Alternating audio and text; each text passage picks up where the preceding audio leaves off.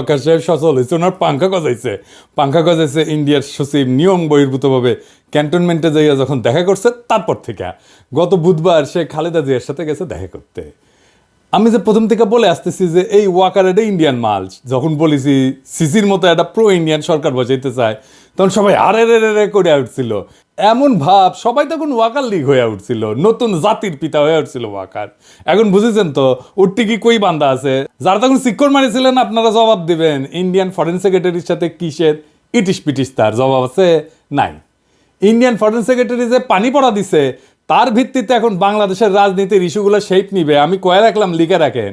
এরই একটা অ্যাসাইনমেন্ট হইতে পারে খালেদা জিয়ার সাথে দেখা করা, ওনারে কিছু বোঝানোর চেষ্টা করা। কি কি পানি পড়া দিছে ইন্ডিয়ান ফরেন সেক্রেটারি ওয়াকার রে, আসেন সেটা একটু বুঝে দেখি। কি দিছে এটা বলা মুশকিল, এটা ওয়াকার আর পররাষ্ট্র সচিব বিক্রম মিশ্র জানে, তবে আমরা অনুমান করতে পারি। এক নাম্বার, নতুন কোনো রাজনৈতিক শক্তি যেন উত্থিত না হয়, কারণ সেই নতুন রাজনৈতিক শক্তি হবে ইন্ডিয়া বিরোধী। 2 নাম্বার, আওয়ামী লীগকে যেন রাজনীতি করতে দেওয়া হয়। 3 নাম্বার, জামাতকে যেন কোনো স্পেস না দেওয়া হয়। 4 নাম্বার, এইসব কিছুর জন্য যেন 72-এর সংবিধান সমুন্নত থাকে। 5 নাম্বার, নির্বাচন যেন দ্রুত হয়। নির্বাচন দ্রুত না হইলে বিএনপির খবর আছে ধানের শিশার কেউ চিনবে না, চিনবে নাকি টেম্পু স্ট্যান্ড। যাই হোক, এমনিতে বিএনপি আমার উপরে বিলা, আরো বিলা হোক সেটা চাই না। তাইলে যা যা ঘটতেছে রাজনৈতিক মহলে সেই সব এই লাইন বরাবর না। এবার বুঝেছেন তো কাটটিকি কই বান্দা, ইন্ডিয়া মারিচ্ছে উটি থেকে আর লাশ পড়িচ্ছে ইটি। ওয়াগার সাহেব ক্যাঙ্কা জাতির ত্রাণ করতে, এবার বুঝেছেন তো, বুঝছাও। এইবার আসেন সংবিধান নিয়ে আলাপ করি। 72-এর সংবিধানের মধ্যে কি পাইছে বিএনপি, এটা রাখাই লাগবি। একটা রিল দেখেছিলাম ফেসবুকে, দেখে গুতাইতে যে মায়ের কাছে এক মাইয়া নিয়ে আসছে, তো কইছে যে এটা আমার বউ, তো মা কইছে কি আছে এর মধ্যে, তো পোলা কয় ওর মধ্যে তো নাতি আছে। দেখেন। ও মা, মা, হ্যাঁ বলছি আমি বিয়ে করেছি, এইটা তোমার বৌমা। এই মেয়ে হবে আমার বাড়ির বউ? কি আছে এই মেয়ের মধ্যে? ওর মধ্যে তোমার নাতি আছে। ইনকা ওই 72-এর সংবিধানের মধ্যে কি আছে দেখি, কোন ভালোবাসায় বিএনপি কি ঢুকাইছে এর মধ্যে, হাঙ্গারে দেখা দরকার, তাই না? আসেন দেখি। বিএনপি 72-এর সংবিধান থাকুক, এটা তো চায়, তাই না? তো মির্জা আব্বাস কইছে যে ওনার নাকি কষ্ট লাগে এই সংবিধানকে যখন বাদ দেওয়া লাগে। শহীদের রক্তের দিয়ে লেখা যে সংবিধান, সেই সংবিধানকে যখন কবর দেওয়ার কথা বলা হয় তখন কিন্তু আমাদের কষ্ট লাগে। তো মানে দেখি আব্বাস ভাই, উনি আবার কইছে কি, আমি পড়ে দেখলাম অনেক মন দিয়া, ভুল কইছে নাকি? কইছে যে আমি 72 সালের সংবিধানের সমর্থক নই, আমি 71 সালের সংবিধানের মুক্তিযুদ্ধের রক্তের সমর্থক। মানে কি, বাংলাটাও তো ঠিক মতো কই ব্যাপারের নাই। মানে দেখি আব্বাস ভাই, 71 সালের সংবিধান কোনটা? আওলায় গেলে হবে, এখন ক্ষমতা নাই যেতে যেতে। আর কইছে যে মুক্তিযুদ্ধ হয়েছিল বলে এই সংবিধান, ওই সংবিধানে যদি খারাপ কিছু থাকে নিশ্চয়ই সেটা বাতিলযোগ্য। ওই সংবিধানে যদি খারাপ কিছু থাকে নিশ্চয়ই সেটা বাতিলযোগ্য। তো আব্বাস ভাই, কি খারাপ জিনিস আছে সংবিধানে? আপনি তো কইছেন যদি থাকে, তাহলে কি খারাপ জিনিস আছে সেটা বলেন, কি বাতিল করবেন সেটা বলেন। আমরা তো মনে করি 1 মণ সংবিধান, দুধের মধ্যে 1 ফোঁটা সোনা পড়েছে, পুরাটাই নষ্ট। তা আপনি বাদ দিবেন কি? পুরাটাই তো নষ্ট। একটা রাজনৈতিক দল হিসেবে আপনাদের তো বলতে হবে এই সংবিধানে খারাপ কি আছে। বলছেন কখনো? বলেন নাই। ওইটুকু কাজ তো করবেন না। ওই কাজ করার না আছে হ্যাডম, না আছে ইচ্ছা। সংবিধান সম্পর্কে আপনাদের ক্রিটিক্যাল পজিশন কি? নাই তো। তাই আপনারা এটা বদলাবেন না। অবশ্য ক্ষমতা গেলে বদলানোর মতো সংখ্যাগরিষ্ঠতা আপনাদের থাকবে না, লিখে রাখেন, কয়ে দিলাম আজকে। না না, আমাদের বদ্ধ না আর কি। আপনারা প্রত্যেকদিন নিশ্চিত করিচ্ছেন যে আপনাদের ভোট কমে। আপনাদের ভোটের মুরগি আপনি লেজে কাটবেন না গলায় কাটবেন সেটা আপনাদের ব্যাপার, কিন্তু আপনাদের বলতে হবে আপনারা কি বদলাবেন সংবিধানের। না বললে নির্বাচনে যাইতে পারবেন না। নির্বাচনে যাইয়া দেখেন কোন কিসিমের সমালোচনা শুনেন আমাদের কাছ থেকে টের পাইবেন, তখন ভাইবেন না আপনাদের ভোট দেওয়ার জন্য বসে আছে সবাই। না, ওই দিন বাগে খাইছে। কেন আপনাদের ভোট ব্যাংক বাগে খাইতেছে সেটা আমি আলাপ করবনি, দেখাই দিমুনি কেন আপনার ভোট ব্যাংক বাগে খাইতেছে। খুব মনে করেন যে মার্কা দেখে চাপ্পা দিবে, ওই দিন গেছে। আজ আমার আলাপ শুধু সংবিধান নিয়ে। আবার রিজি ভাই কইছে যে সংবিধান বাতিল মানে নাকি মুক্তিযুদ্ধকে অস্বীকার করা। উনি কাইন্দে শেষ মুজিবের ছবি কেন নামানো হয়েছে দেখেন। শেখ মুজিবের ছবি নামানোটা উচিত হয়নি। খন্দকার মোস্তাক নামিয়েছিলেন, জিয়াউর রহমান তুলেছিলেন। ইতিহাস আপনার নির্ধারণ করবে, বিচার করবে। তো সেই বিচারের ভার থাকলো, জনগণ বিচার করবে। কিন্তু আমাদের জাতীয় জীবনের, জাতীয় ইতিহাসের আন্দোলনে যার যতটুকু অবদান সেটা স্বীকার করা হোক। আমরা আওয়ামী লীগের মতো সংকীর্ণ নই, আমরা ছোট মনের প্রচার দেব না। এই জন্যই বলছি শেখ মুজিবের ছবি নামানোটা উচিত হয়নি। তো বাঘের পিছে যেমন ফেউ থাকে না, তেমনি বাংলাদেশের সরকারি দলের পিছে একটা গৃহপালিত বিরোধী দল থাকে।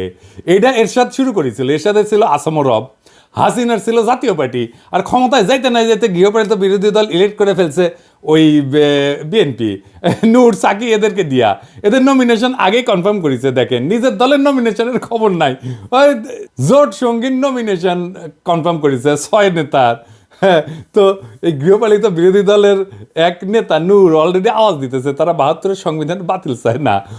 বাকিরাও কবে, একটু ওয়েট করেন, এই 6 ক্যান্ডিডেটের জামানত বাজেয়াপ্ত হওয়ার চান্স আছে। কলে আমি কয়ে দিলাম, এখনই কয়ে দিলাম, বুঝছাও। আর যদি বঞ্চিত ক্যান্ডিডেট, বিএনপির যদি বঞ্চিত ক্যান্ডিডেট থাকবি না, ওটি ও যদি নাগরিক কমিটি বা জামাত ক্যান্ডিডেট করে, তাহলে এই 6 জনের এমপি হওয়ার কায়েসের কলে সারা। যাই হোক, আজকে আমার আলাপ বাংলাদেশের ধ্বজভঙ্গ সংবিধান নিয়ে। ওই আলাপ পরে আসলে বিএনপি সংবিধান ঠিক মতো পড়িছে আমার সন্দেহ আছে। আসেন না দেখি কি সংবিধানের মধ্যে কি আছে, কি ঢুকে রাখিছে। 1956 সালে পাকিস্তানের সংবিধানের একটা আলোচনা হইতেছিল। সেইখানে যেই সমস্ত ধারার সমালোচনা করেছিল আওয়ামী লীগ, সেগুলো 72-এর সংবিধানে ঢুকে দিছে। কেন আওয়ামী লীগ তখন সমর্থন করেছিল? কেন? কারণ ওই শাসনতন্ত্রটা তৈরি করা হয়েছিল আইয়ুব খানকে সামনে রেখা। আইয়ুব খান যেন একটা এক নাক হইয়া উঠতে পারে, সেটা সব কিছু ওই শাসনতন্ত্রে ছিল পাকিস্তানের। তো পরে যখন বাংলাদেশ হইলো, তখন যে থাকবে ক্ষমতায়, সে যেন এক নাক হইয়া উঠতে পারে, সেই জন্য যা যা কিছু ছিল আইয়ুব খান ঢুকাইছিল, সব কিছু ঢুকাইছে। পাকিস্তানের ওই শাসনতন্ত্রে যে যে ক্ষমতা দেওয়া হয়েছিল না আইয়ুব খানকে, বাংলাদেশের এই 72-এর সংবিধানে প্রধানমন্ত্রীকে সে একই রকম ক্ষমতা দেওয়া হয়েছে। আপনি তো জানেন যে এমপি ইলেকশন হয়ে আসে 300টা সিট থেকে, কিন্তু এই এমপি কি কেন স্বাধীনভাবে কোনো আলাপ করতে পারে, সিদ্ধান্ত নিতে পারে, মতামত দিতে পারে না? দলের ডিসিশনের বাইরে গেলে সদস্যপদ বাতিল হয়ে যায়। মানে হাসিনা যেটা চাইবে, বা সংসদের নেতা যেটা চাইবে, বা ভবিষ্যৎ দলের নেতা যেটা চাইবে, সেখানে এমপিদের ভোট দিতে হবে। তাহলে আলাদা আলাদা এমপি থেকে লাভ কি, তাই না? দলের সিদ্ধান্তের বাইরে যদি ভোটই দিতে না পারে, তাহলে আলাদা আলাদাভাবে ভোট করার তো দরকার নাই। 300 জন আলাদা লোকের তো দরকার নেই, একজন থাকলেই হয়তো, তাই না? এই সংবিধানে মিশামিশি মেলা কথা লেখা আছে, কথা দিয়ে ভরে রেখেছে আর কি। লিখেছে প্রজাতন্ত্রের সকল ক্ষমতার মালিক নাকি জনগণ। বাপরে, তার মানে আমি আপনি জনগণ, তা আমি আপনি মালিক তো, তাই না? হ্যাঁ, তো লিখেছে কি? লিখেছে প্রজাতন্ত্রের সকল ক্ষমতার মালিক জনগণ। এটা দিয়া কিন্তু শেষ না, এরপরে বাক্যটা একটা সেমিকলন চিহ্ন দিয়া আবার ঘোষণা করছে যে এই ক্ষমতা কেবল সংবিধানের অধীনে ও কর্তৃত্বে কার্যকর হইবে। তাহলে প্রশ্ন যেটা স্বাভাবিকভাবে আসে সেটা হইতেছে যে সংবিধান জনগণের যে ক্ষমতা, এটা কাদের, কিভাবে প্রয়োগের দায়িত্বটা দিছে কাকে? এই ক্ষমতা কেবল সংবিধানের অধীনে ও কর্তৃত্বে কার্যকর হবে। তার মানে কি? তার মানে এই ক্ষমতাটা প্রয়োগের দায়িত্ব কারে দিছে, বুঝছেন? এই ক্ষমতা প্রয়োগের মালিক হইতেছে প্রধানমন্ত্রী। আপনি মালিক, কিন্তু প্রয়োগ করবে প্রধানমন্ত্রী। মানে বুঝেছেন তো, মালিক আপনি, কিন্তু মালিকের ক্ষমতা প্রধানমন্ত্রী। তো এই কাগজের মালিক হওয়া কাম কি, লাভ কি? বাড়ির মালিক আপনি, কিন্তু এই বাড়ির থেকে পাশের বাড়ির মুখলেস, তো এই বাড়ি থেকে আপনার লাভ কি? ভোট দেওয়ার অধিকার ছাড়া ক্ষমতা প্রয়োগের কোনো বিধান এই সংবিধানে কোথাও আপনি খুঁজে পাবেন না। তাও এই সামান্য অধিকারটাও কেড়ে নেওয়া হয়। তার ফলে সংবিধানে যাই লেখা থাকুক, মালিক বলুক যাই করুক, জনগণ আখেরে দাস হইয়া যায় রাজনৈতিক দলের। এবার আসেন রাষ্ট্রপতির ভূমিকা নিয়ে কথা বলি। সংবিধানে যে রাষ্ট্রপতি বিষয়ক অনুচ্ছেদ আছে না, ওইখানে বলা আছে যে কেবল প্রধানমন্ত্রী নিয়োগের ক্ষেত্র ব্যতীত রাষ্ট্রপতি অন্য সকল দায়িত্ব পালনে প্রধানমন্ত্রীর পরামর্শ অনুযায়ী কার্য করিবেন। তবে শর্ত থাকে যে প্রধানমন্ত্রী রাষ্ট্রপতিকে আদৌ কোনো পরামর্শ দান করিয়াছেন কিনা, এবং করিয়া থাকলে কি পরামর্শ দান করিয়াছেন, কোনো আদালত সেই সম্পর্কে কোনো প্রশ্নের তদন্ত করিতে পারিবে না। অর্থাৎ সংবিধান রাষ্ট্রপতিকে যে সব ক্ষমতা দিছে বলে মনে করা হইতেছে, তার কোনোটাই আসলে তার নাই, বুহা। সবই প্রধানমন্ত্রী পরামর্শ অনুযায়ী প্রয়োগ করতে বাধ্য। তা প্রধানমন্ত্রী পরামর্শ ছাড়া যদি প্রয়োগ করতে না পারে, তাহলে রাষ্ট্রপতি থেকে লাভ কি কর বলেন তো? বিচারপতি, নির্বাচন কমিশনের নিয়োগ, সকল সাংবিধানিক পদে নিয়োগ দান, দণ্ডপ্রাপ্ত আসামির দণ্ড মওকুফ, কোনো কিছুই প্রধানমন্ত্রী পরামর্শ ব্যতীত করার ক্ষমতা সংবিধান রাষ্ট্রপতিকে দেয়নি। আবার সংবিধান পড়লে মনে হতে পারে যে রাষ্ট্রপতি প্রতিরক্ষা বাহিনীর সর্বাধিনায়ক, সে বিচারপতি নিয়োগ করে, অ্যাটর্নি জেনারেল নিয়োগ করে, নির্বাচন কমিশন, মহাহিসাব নিরীক্ষক নিয়োগ করে। কিন্তু আগের অনুচ্ছেদটা যদি দেখেন না, তাইলে এই সমস্ত ক্ষমতা আসলে দেখা যাচ্ছে যে দৃশ্যত রাষ্ট্রপতির, কিন্তু প্রকৃতপক্ষে এটা প্রধানমন্ত্রীর আন্ডারে। রাষ্ট্রপতি প্রধানমন্ত্রীর আন্ডারে চাকরি করা এক ভালসুন, যার নিজের কোনো ক্ষমতা নাই, চাঁদের মতো আর কি, নিজের কোনো আলো নাই। প্রধানমন্ত্রী সূর্যের আলোতে সে আলোকিত। তো সংবিধান অনুসারে বলছে যে রাষ্ট্রপতির আছে প্রধানমন্ত্রী নিয়োগের ক্ষমতা, কিন্তু এবার বলাও আছে যে সংসদের সংখ্যাগরিষ্ঠ সদস্যের আস্থাভাজন বলে রাষ্ট্রপতির নিয়োগ প্রতীয়মান হইতে হবে। তার মানে রাষ্ট্রপতি তাকেই প্রধানমন্ত্রী নিয়োগ করবে যে সংসদের সংখ্যাগরিষ্ঠ। তার মানে তার রাষ্ট্রপতির তো আসলে কোনো ক্ষমতা নাই। প্রকৃত অর্থে প্রধানমন্ত্রী নিয়োগের ক্ষমতাও তার না। এটা হলো সংখ্যাগরিষ্ঠ সংসদ সদস্যের ক্ষমতা। তারপরে প্রধানমন্ত্রীর তো প্রজাতন্ত্রের নির্বাহী ক্ষমতার অধিকারী করছেই, মন্ত্রী নিয়োগ করা, বরখাস্তের এখতিয়ার সংবিধানে প্রধানমন্ত্রীকেই দিছে। বাংলাদেশের সংবিধানে প্রধানমন্ত্রীকে যে ক্ষমতা দেওয়া হয়েছে, প্রাচীনকালের সম্রাটদের ওই ক্ষমতা ছিল না। আচ্ছা, এবার আসেন, পৃথিবীর সব দেশে ইমপিচ করা যায় রাষ্ট্রপ্রধানকে, তাই না? সংবিধান অনুসারে প্রধানমন্ত্রীকে কি ইমপিচ করা যায়? প্রধানমন্ত্রীর বিরুদ্ধে যদি কোনো অভিযোগ ওঠে তাহলে তদন্ত করবে কে? এটাও কি রাষ্ট্রপতিকে প্রধানমন্ত্রীর সাথে পরামর্শ করে করতে হবে? প্রধান বিচারপতির বিরুদ্ধে যদি কোনো অভিযোগ ওঠে তাহলে সেটা তদন্ত করার অধিকারী বা কে? কেমন করে করবে? প্রধানমন্ত্রী রাষ্ট্রীয় পররাষ্ট্র বিষয়ে রাষ্ট্রপতিকে অবহিত করবেন, ঠিক আছে, কিন্তু অবহিত হয়ে থাকাই কি যথেষ্ট? যদি প্রধানমন্ত্রী কোনো রাষ্ট্রীয় কর্মকাণ্ড বা পররাষ্ট্র সম্পর্ক নির্ণয়, রাষ্ট্রীয় নিরাপত্তা, দেশের স্বাধীনতা, সার্বভৌমত্ব কিংবা বাংলাদেশের সংবিধানের সঙ্গে অসঙ্গতিপূর্ণ হয়, তাহলে তার বিচারটা করবে কে? এই বিচারের সুযোগ আমাদের সংবিধানে নাই। এইভাবেই সংবিধান প্রধানমন্ত্রীর স্বেচ্ছাচারিতার সুযোগ করে দেওয়া হয়েছে। এই সংবিধানের মধ্যে লুকায় আছে ফ্যাসিবাদের বীজ, এই সংবিধানের মধ্যে লুকায় আছে স্বৈরাচারের বীজ। ওই যে বলছি না, এর মধ্যে কি আছে? এইটাই আছে, ওইটাই বিএনপির পছন্দ। ও বিএনপি ওই আর একটা স্বৈরাচার হয়ে উঠতে চায়। এই যে আভ্যন্তরীণ রাজনীতি, অর্থনীতি, আইন শৃঙ্খলা পরিস্থিতিতে বিশৃঙ্খলা, অরাজকতা, এমনকি দেশদ্রোহিতা করছে যে হাসিনা, এর জন্য হাসিনাকে দায়ী, দোষী সাব্যস্ত করা, বিচার করার সাংবিধানিক সুযোগ সংবিধানে নাই। বুঝছাও? বিশ্বের সবচেয়ে ক্ষমতাধর ব্যক্তিকে, মার্কিন প্রেসিডেন্ট তো, তাই না, তারই ইমপিচ করা যায়। আর আমাদের সংবিধান এমন যে প্রধানমন্ত্রীকে ইমপিচ করা তো দূরে থাক, সাংবিধানিকভাবে তার কাছে জবাবদিহিতা চাওয়ার এবং আদায় করার কোনো সুযোগ নাই, ব্যবস্থাও নাই। এই জন্যই এই সংবিধান, ৭২-এর সংবিধান এত পছন্দ বিএনপির। বুঝছাও? এইবার আসেন দেখি যে রাষ্ট্র তার ঘোষিত নীতির উল্টা নীতিও এই সংবিধানের বলে বাস্তবায়ন করতে পারে। কেমনে? আসেন দেখি। সংবিধানে রাষ্ট্র পরিচালনার মূলনীতি লেখা আছে। তো একটা মূলনীতির তো একটা অংশ রাজনৈতিক, আমরা জানি, এবং একটা অংশ অর্থনৈতিক। রাষ্ট্র যে রাজনৈতিক এবং অর্থনৈতিক লক্ষ্য নির্ধারণ করছে, তার বাস্তবায়ন আদালতের এখতিয়ারের বাইরে রাখা হয়েছে। এই নিয়ে যদি কোনো প্রশ্ন নাও তোলা হয়, আর যদি রাষ্ট্র যদি তার ঘোষিত নীতির বিপরীতে কোনো নীতি বাস্তবায়ন করতে যায়, তাহলে সেটা আদালতে যায় বন্ধ করা যাবে না। যেমন ধরেন, আমাদের রাষ্ট্রীয় মূলনীতিতে স্বাস্থ্যকে, চিকিৎসাকে একটা মৌলিক অধিকার হিসেবে বর্ণনা করা হয়েছে। এখন আপনি যদি চিকিৎসা না পান, চিকিৎসা দিতে যদি না পারে, আপনি কি আদালতে যে মামলা করে দিতে পারবেন রাষ্ট্রের বিরুদ্ধে, সরকারের বিরুদ্ধে? পারবেন না। তো তাইলে মৌলিক অধিকার থেকে লাভ কি? এই সংসদকে 2/3 ভোটে সংবিধানের সব কিছু পরিবর্তন, স্থগিত, এটার ক্ষমতা দেওয়া হয়েছে। যেটা এমনকি মূলনীতি হইলেও, সংবিধানের মূলনীতি হইলেও, রাষ্ট্রীয় মূলনীতি হইলেও, সেটা মৌলিক অধিকার হইলেও, এমন যে কোনো কিছুই সে স্থগিত করে দিতে পারে, নষ্ট করে দিতে পারে। রাষ্ট্রের মূলনীতি বাস্তবে প্রয়োগ না করে সম্পূর্ণ বিপরীত পথে চললেও তা কোনোভাবে সংবিধানের লঙ্ঘন হবে না, যদি 2/3 ভোট আপনি পান। এবং এই রাহাজানি বন্ধ করার কোনো সাংবিধানিক ব্যবস্থা এই সংবিধানে নাই। 2/3 ভোট নিয়ে বাংলাদেশের নাম যদি গান্ডুল্যান্ড করে দেওয়া হয়, তাও সই, সেটাও সংবিধান সম্মত। আর এই সংবিধানে হাত দিতে হলে বিএনপি ব্যথা পায়। তো সংবিধান যদি জনগণের অভিপ্রায় প্রকাশ হয়, তার স্বাধীনতা রক্ষার সনদ হয়, তাহলে জনগণের ঊর্ধ্বে তো কারো অবস্থান হইতে পারে না। কিন্তু এমপিরা জনগণের ঊর্ধ্বে হয়ে যায় যদি তার 2/3 সংখ্যাগরিষ্ঠতা থাকে। সুতরাং জনগণ তার জাতীয় বা রাষ্ট্রীয় অভিপ্রায় হিসেবে যা ঠিক করবে, সেটা সংশোধনের এখতিয়ার কোনোভাবেই এই এমপিদের কাছে থাকতে পারে না। কিন্তু এই সংবিধানে আছে। জনগণের অনুমোদন ছাড়া সংবিধান সংশোধন হইতে পারে না, কিন্তু এই সংবিধানে করা যায়। আমেরিকার কথা ধরেন, সংবিধান সংশোধনের এখতিয়ার তো সিনেটের হাতে থাকে না। কেন থাকে না? কারণ সিনেট সদস্যরা নিজেরাই এই সংবিধানের মাধ্যমে ক্ষমতা নেয়। সুতরাং তারা নিজেরা যদি সংবিধান সংশোধন করতে যায়, তাহলে নিজেদের ক্ষমতা এবং কর্তৃত্বের যে উৎস তাকেই অস্বীকার করা হয়, এমনকি নিজেদেরকেও অস্বীকার করা হয়। সুতরাং সাধারণ সিনেটের কাছে সংবিধান সংশোধনের এখতিয়ার থাকতে পারে না।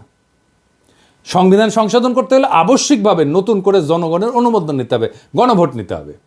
এই কারণেই সংবিধানের চতুর্থ সংশোধনের মাধ্যমে সংবিধানের চরিত্রের আমূল পরিবর্তন ঘটায় একদলীয় শাসন ব্যবস্থা বাকশাল কায়েম করছিল আওয়ামী লীগ, করতে পারছিল। জনগণের মতামতের তোয়াক্কা না করেই সেদিন সংবিধানের অপরিহার্য মৌলিক শর্ত এবং নৈতিকতার বৈশিষ্ট্য ধুলায় মিশায় দিছিল এই ৭২-এর সংবিধান, যেই ৭২-এর সংবিধান বিএনপির এত প্রিয়। এবার আসেন, আপনারা আবার টাকা নিয়ে কি রাহাজানি করে এমপিরা এই সংসদে, সেটা দেখি। রাষ্ট্র কিভাবে কার কাছ থেকে কত টাকা আদায় করবে, কার জন্য কত টাকা খরচা করবে, সেটা নির্ধারণের জন্য যে বিল আনা হয় তাকে অর্থ বিল বলা হয়। এই অর্থ বিল সম্পর্কে আদালতে প্রশ্ন উত্থাপন করা যাবে না। রাষ্ট্রের অর্থ যে কোনোভাবে খরচা করলে, আত্মসাৎ করলে, লুণ্ঠন করলেও জনগণের পক্ষ থেকে কোনো প্রশ্ন তোলার এতটুকু অবকাশ সেখানে নাই। আপনার বালিশ যদি ১ লাখ টাকায় কেনা হয় আর সেটা যদি অর্থ বিলে অন্তর্ভুক্ত থাকে, এটা নিয়ে দুদক কিছু করতে পারবে না। এবার বুঝেছেন তো কেন একটাও দুর্নীতির মামলা করা যায় না হাসিনার দলের লোকেদের বিরুদ্ধে, হাসিনার বিরুদ্ধে? এই জন্যেই এই সংবিধান বল রাইখা হাসিনার দুর্নীতির বিচার করতেই পারবেন না। এই জন্যই চাইছিলাম এই সংবিধান ছুঁড়ে ফেলে দিতে, যেই সংবিধান বিএনপির এত প্রিয়। এই সংবিধানের একাদশ ভাগে একবারে শেষ দিকে একটা অনুচ্ছেদে বলা আছে, এই সংবিধানের বিধানাবলী সাপেক্ষে সকল প্রচলিত আইনের কার্যকারিতা অব্যাহত থাকিবে, তবে অনুরূপ আইন এই সংবিধানের অধীনে প্রণীত আইনের দ্বারা সংশোধিত বা রহিত হইতে পারিবে। এর মানে হইতেছে পাকিস্তান আমলে যে সমস্ত আইন বিধিবিধান জারি ছিল তা ছিল ব্রিটিশদের পরিত্যক্ত, তাই দুইবার স্বাধীনতার পরেও দাড়ি কমা সমেত বাংলাদেশে জারি করা হইল সেই সমস্ত আইন। সংবিধানে যেখানে মৌলিক অধিকারসমূহের বিবরণ দেওয়া হয়েছে, সেই অধিকারসমূহে আইন অনুযায়ী বা আইনের বিধান সাপেক্ষে বা জনস্বার্থে প্রচলিত আইনের বিধিনিষেধ সাপেক্ষে ইত্যাদি শব্দ ব্যবহার করে পঙ্গু করে দেওয়া হয়েছে। একটা উদাহরণ দিই, ভাষার মারপ্যাচ দিয়া কেমনি আমাদের অধিকারের আছে। সংবিধানে বলা হয়েছে আইন অনুযায়ী ব্যতীত জীবন ও ব্যক্তি স্বাধীনতা হইতে কোনো ব্যক্তিকে বঞ্চিত করা যাইবে না। তার অর্থ দাঁড়ায় আইনের মাধ্যমে ছাড়া কোনো ব্যক্তিকে জীবন ও ব্যক্তি স্বাধীনতা হইতে বঞ্চিত করা যাবে না, অর্থাৎ আইন নির্ধারিত পদ্ধতিতে করা যাবে, তাই না? এই জন্যই পরবর্তী সময়ে যে বিচার বহির্ভূত হত্যা, ক্রসফায়ার নামে যেটা কুখ্যাত, তার মতো বর্বর ব্যবস্থা সংবিধান সম্মত হইয়া গেছে। কারণ দেখানো যায় ক্রসফায়ারও আইনসম্মত। আপনি কি দেখেছেন এতগুলো ক্রসফায়ার হয়েছে, এর বিচার কেন হইল না? বুঝেছেন তো, বিএনপি এসে এটার বেনিফিট নিবে। ক্রসফায়ার তো বিএনপি শুরু করেছিল। 1898 সালে ব্রিটিশ যে ফৌজদারি কার্যবিধি ছিল, এর ধারা অনুযায়ী বিচারে যদি মৃত্যুদণ্ড বা যাবজ্জীবন কারাদণ্ড হইতে পারে এমন অভিযোগ ও অভিযুক্ত আসামিকে কিন্তু পুলিশ গুলি করে মেরে ফেলতে পারে। এমন একটা ঘটনা ঘটলে একটা প্রশাসনিক তদন্তে গুলি ছোড়ার ঘটনাটাকে আত্মরক্ষামূলক বলে মনে করলেই হত্যাকাণ্ডটা আইনসম্মত হয়ে যায়। এইভাবে সমস্ত ক্রসফায়ার আইনসম্মত হয়ে গেছে। এই জন্য পুলিশ বা র্যাবের গুলিতে নিহত প্রত্যেককে সন্ত্রাসী খুনের মামলার আসামি হইতে হয়, বুঝছেন? এটা শাস্তি তো মৃত্যুদণ্ড। সেই জন্য এরা যদি মাইরা ফেলে তাইলে এইটা আইনসম্মত। এইবার আসেন বিএনপি নিজে কিভাবে নিজের সেটা দেখি। বিএনপি তো বলে যে আমাদের জাতিসত্তা বাংলাদেশি, তাই না? বিএনপি আর আওয়ামী লীগের মধ্যে তো তফাৎ হচ্ছে, আওয়ামী লীগ মনে করে আমাদের জাতিসত্তা বাঙালি আর বিএনপি মনে করে আমরা বাংলাদেশি। তো এই সংবিধানে কি লেখা আছে? লেখা আছে বাংলাদেশের নাগরিকগণ বাঙালি বলিয়া পরিচিত হইবেন। তো এই বাক্য দিয়া সংবিধানে বাঙালি ছাড়া অন্যান্য জাতির অস্তিত্বকে অস্বীকার করা হইল। তো এতগুলো জাতিসত্তা আছে, আমাদের ক্ষুদ্র নৃগোষ্ঠী আছে, কেউ তাহলে বাংলাদেশের নাগরিক না? রাষ্ট্র পরিচালনার অন্যতম মূলনীতি অংশে বলা আছে যে ভাষাগত এবং সংস্কৃতিগত একক সত্তা বিশিষ্ট যে বাঙালি জাতি ঐক্যবদ্ধ এবং সংকল্পবদ্ধ সংগ্রাম করিয়া জাতীয় মুক্তিযুদ্ধের মাধ্যমে বাংলাদেশের স্বাধীনতা ও সার্বভৌমত্ব অর্জন করিয়াছেন, সেই বাঙালি জাতির ঐক্য এবং সংহতি হইবে বাঙালি জাতীয়তাবাদের ভিত্তি। এইটা বিএনপি রাখতে চায়, বুঝছাও? ওই পরেই নি আসলে সংবিধান। এর মধ্যে বাংলাদেশের সংখ্যালঘু জাতি সরকার প্রশ্নটাই অনুপস্থিত। শুধু অনুপস্থিত না, বরং বাঙালি অহমিকা এবং উগ্রতাকে সাংবিধানিকভাবে প্রতিষ্ঠিত করা হয়েছে এবং তাদের অস্তিত্বকে অস্বীকার করা হয়েছে এবং নাগরিক অধিকারটুকু হরণ করে নেওয়ার ব্যবস্থা করা হয়েছে, যারা ভাষায় বাঙালি না, এমনকি সংস্কৃতিগতভাবে বাঙালি না। সংবিধান অনুযায়ী তারা বাংলাদেশের নাগরিকই থাকে না। তাহলে বিএনপির বাংলাদেশি জাতীয়তাবাদ কই? এবার আসেন আর একটা বিষয়, ভারতকে হাসিনা যা দিছে সেটি কি আর কেন আমরা সেটা জানতে পারি না? হাসিনা গর্বভরে বলেছিল না যে ভারতকে যা দিছি তা তারা সারা জীবন মনে রাখবে। তো ইন্ডিয়ার সাথে কি কি চুক্তি হয়েছে জানেন না। এমনকি অন্তর্বর্তীকালীন সরকারও তা জানায় নাই। কেন জানায় নাই? কারণ রাষ্ট্রীয় কোনো চুক্তি হোক তা জাতীয় আন্তর্জাতিক তা সম্পাদনের পূর্বে বা পরে জনগণের কোনো মতামত গ্রহণের জন্য কোনোভাবেই জনগণের কাছে বা তার প্রতিনিধির কাছে উপস্থাপনের কোনো ব্যবস্থা রাখেনি। মানে এটা সংসদে আলাপ না করেও চুক্তি করতে পারে। তার মানে এই ৭২-এর সংবিধান অনুযায়ী অন্য যে কোনো রাষ্ট্রের সাথে যে কোনো চুক্তি, ট্রানজিট হোক, করিডোর হোক, যা কিছু হোক, বন্দর দিয়ে দেওয়া হোক, চুক্তির আগে বা পরে দেশবাসীর সঙ্গে আলোচনার সাংবিধানিক কোনো বাধ্যবাধকতা নেই। সমস্ত আন্তর্জাতিক চুক্তি সম্পাদিত হয় জনগণকে অন্ধকারে রেখে। এমনকি সংসদেও সেই চুক্তি নিয়ে আলোচনার কোনো বাধ্যবাধকতা সরকারের নাই। আবার দেখেন, যে নির্বাচনী এলাকা থেকে সংসদ সদস্যরা নির্বাচিত হয়, সেই নির্বাচকরা যদি সেই এলাকার লোকেরা মনে করে যে তাকে আর তার প্রতিনিধি রাখবে না, তাহলে ওই জনগণের হাত পা বাঁধা, কিছুই করার নাই। মানে টার্ম শেষ হওয়ার আগে পর্যন্ত কিছু করতে পারে না। অর্থাৎ প্রতিনিধি প্রত্যাহার করার কোনো সুযোগ সংবিধানে নাই। সারা দুনিয়ায় সভ্য দেশে এই সুযোগ আছে। এলাকার লোকেরা তার এমপিকে রিকল করতে পারে, মানে প্রত্যাহার করে নিতে পারে, এমনকি তার টার্ম শেষ হওয়ার আগেই। আর বাংলাদেশে একবার নির্বাচিত হলে কেল্লাফতে। দুনিয়ার সব দেশ এমপিকে রিকল করতে পারে, তার এলাকার লোকেরা, বাংলাদেশে পারে না। সংবিধান আসলে রচনা হয় কীভাবে? সেভাবে কি আমাদের সংবিধান রচনা হয়েছে? সংবিধান তৈরি করে গণপরিষদ। শুধু সংবিধান তৈরি তাদের কাজ। জনগণ ভোট দিয়া গণপরিষদ তৈরি করে, তারা সংবিধান তৈরি করে চলে যায়। সেই সংবিধানের অধীনে নির্বাচন হয়, নতুন সংসদ তৈরি হয়। কেন এই নিয়ম? কারণ আমি যে আইনে চলবো সেই আইন তো আমি নিজে তৈরি করতে পারি না। তাইলে তো আমার সুবিধা মতো আমি আইন বানাবো, তাই না? আমাদের সংবিধান তৈরি হয়েছে এমপিদের দিয়া। তারাই সংবিধান বানাইছে। তাদের সংবিধান বানানোর জন্য নির্বাচন করা হয়নি, কিন্তু তাদের এই সংবিধান বানানোর ম্যান্ডেটই ছিল না। তারা সংবিধান বানানোর পরে নিজেরাই কন্টিনিউ করছে এমপি হিসাবে, মানে নিজে যে আইন বানাইছে সেই আইন অনুযায়ী সে চলছে। মৌলানা ভাসানী কিন্তু বলছিল যে এই সংবিধানের খসড়া জনগণের কাছে প্রকাশ করার আগে সেটা দিল্লি পাঠানো হয়েছে।